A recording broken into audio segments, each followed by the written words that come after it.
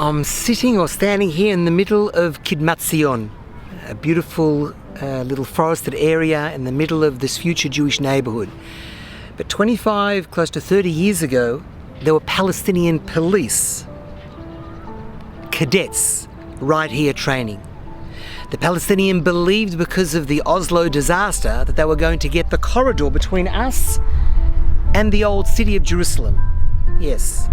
They were going to get parts of the old city, the corridor to Jerusalem and most of the Holy Basin. In fact, to one side of me, behind me, is the Palestinian Parliament House.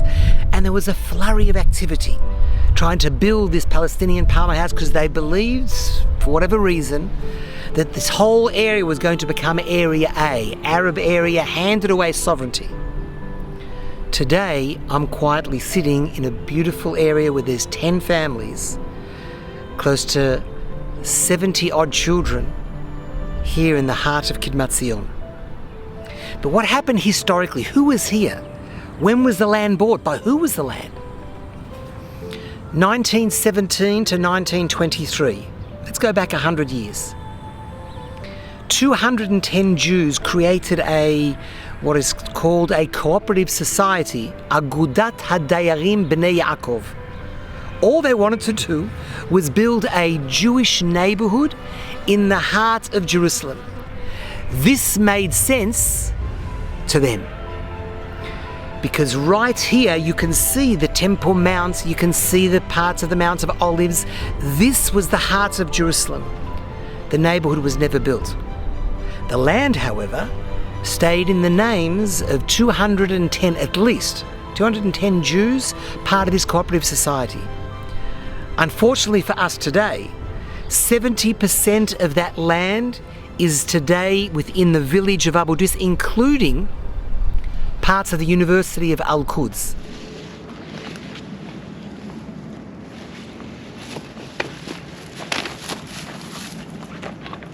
All of this land that the Jews bought between 1917 and 1923.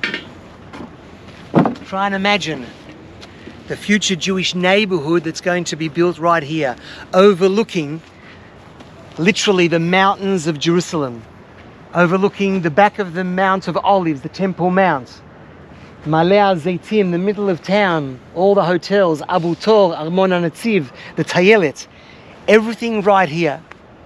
For the last 20 years, Ateret Kohanim has been approaching, finding all the descendants of those who bought the land here in those years. First of all, many of them had no idea that their great-grandparents actually bought land here. We're in contact with the general custodian for absentee landlords, the Keren Kayemet. It's a lot of land we're talking about here. 180 acres altogether, close to 600 dunams of land was bought here, but only 30% of that we hope to build the Jewish neighborhood of 380 units. The plans are complete. We have spoken to the relevant people, and now Ateret Kohanim is behind this most important Jewish neighborhood.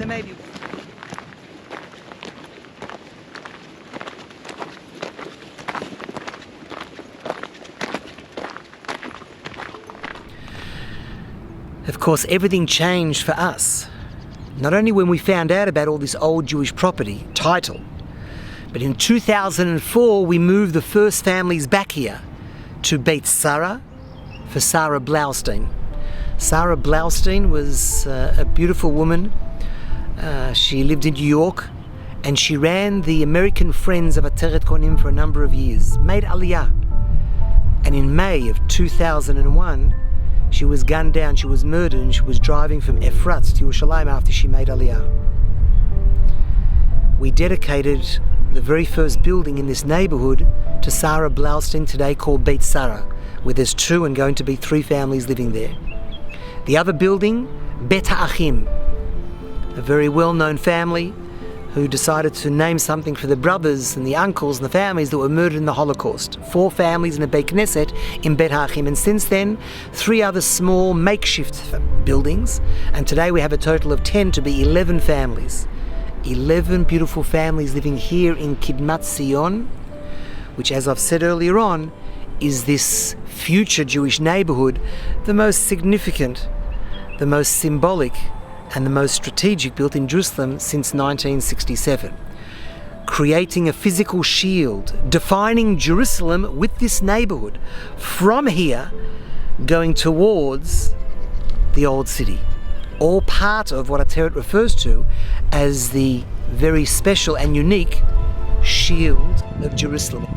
Of course, the eyes of Hashem are on his people from the beginning of the year to the end of the year, and he's given us the opportunity to be part of a physical redemption project of Yerushalayim Shel Mata, the earthly Jerusalem, and Kidmat Tzion is very, very much part of that project.